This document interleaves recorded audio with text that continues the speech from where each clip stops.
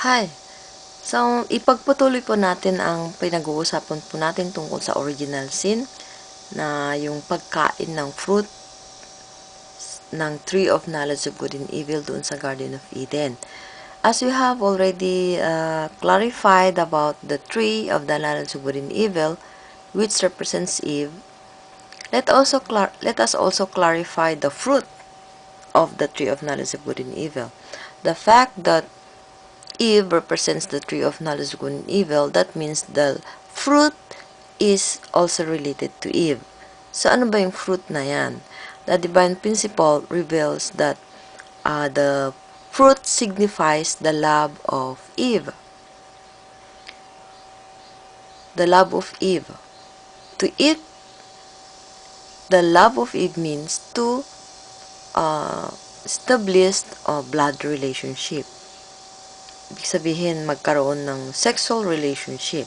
So, Eve's eating the fruit denotes that she consummated a satanic love relationship with the angel which bound her in blood ties to him. So, ito po yung root of sin. Napakaseryoso po nito dahil si Eve was given the three great blessings, as if you remember, right, in the first chapter of the divine principle, God gave them the three great blessings. The first blessing was to be fruitful, meaning si Eve dapat ay naging one with God. Ma-inherit niya yung love of God, ma-inherit niya yung nature of God before she gets married. Pero dito, before pa na maging fruitful si Eve, Lucifer tempted her to eat the fruit, meaning Lucifer tempted her to have a relationship with him. Remember, Lucifer's sin was an illicit sexual relationship. So, sino po yung naging kapartner ni Lucifer? It must be Eve. He tempted Eve to eat the fruit. Ibig sabihin nito na ang original sin was a sexual relationship with Satan, and because of that, Eve inherited the blood of evil. And when she gave birth to people, to children, stained na yung blood niya. Stained na siya. So, she multiplied children with sin. She should have born good children for God. But because of this, hindi pa siya fruitful, and she was violated by Satan, by Lucifer, then she bore children with satanic lineage. So, dito sa blood ng mga fallen people, including us, we all inherited, all of us inherited this kind of blood. That's why we have this evil mind. That's why we have the evil force in us that is driving us to continuously commit the same sin na ginawa ni Adam and Eve noon. So this kind of relationship is not a godly love. It's not a godly love relationship. It is a satanic love relationship. So how much pain God felt at that time. Ang ganda-ganda ng plano niya para kay Adam and Eve, pero biglang dumating si Lucifer at tinempt niya si Eve, and this destroys the plan of God for them. So, kaya nga sa itong root of sin is the first human is not eating of a literal fruit. Hindi ito mansanas na kinain ni Adam and Eve, kundi ito po ay illicit sexual relationship with the angel, with the archangel. So they could not multiply God's lineage, but they multiplied Satan's lineage. See? So nung tinep ni Eve si Adam, hindi na malinis si Eve. Meron na siyang evil blood. O stained na siya with sinfulness. So when they have relationship with Adam, when she had relationship with Adam as a husband-wife relationship, they multiplied children with sin. with original sin. Ito po ang napakasakit na katotohanan na nangyari noon sa ating unang mga ninuno. So, hindi po nila na-fulfill yung will of God na gusto ng Diyos na mangyari sa kanila. So, they got married without God's blessing. Ito po ang ibig sabihin nito.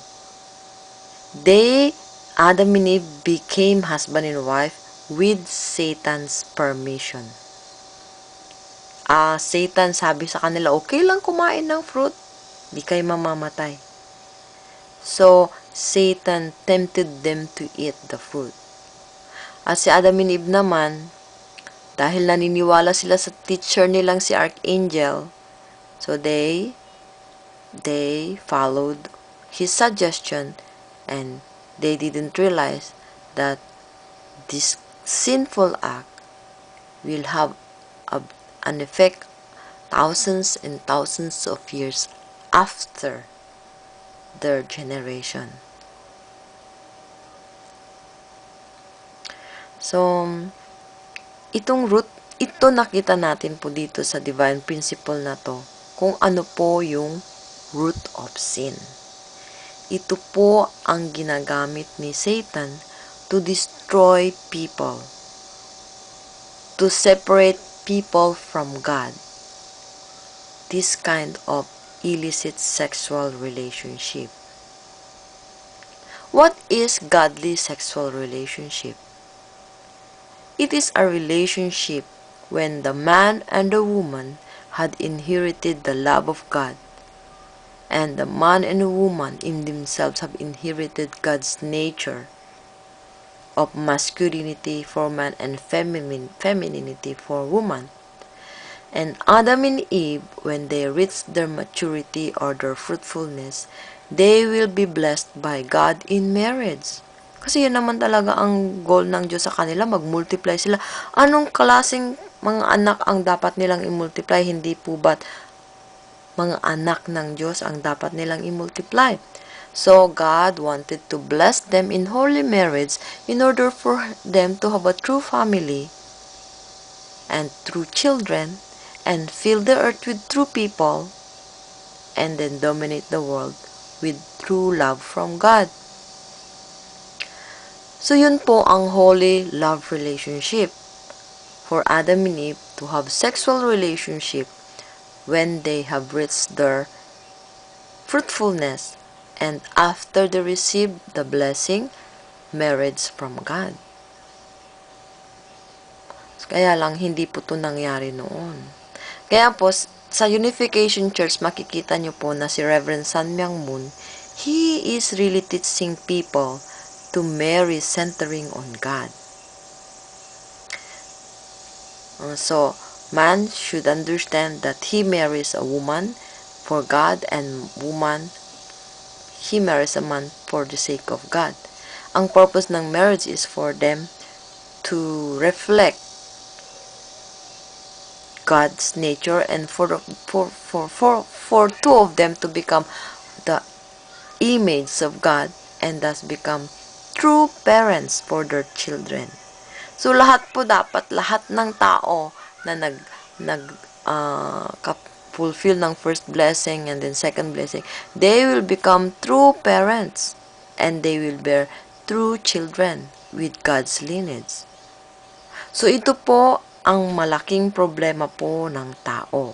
Dito po sa blood natin, may stain itong blood natin. Meron diyang in our blood runs the blood of evil, of Satan, which is driving us to do the same sins and to continue doing the same sin, creating many kinds of problems as Satan's will.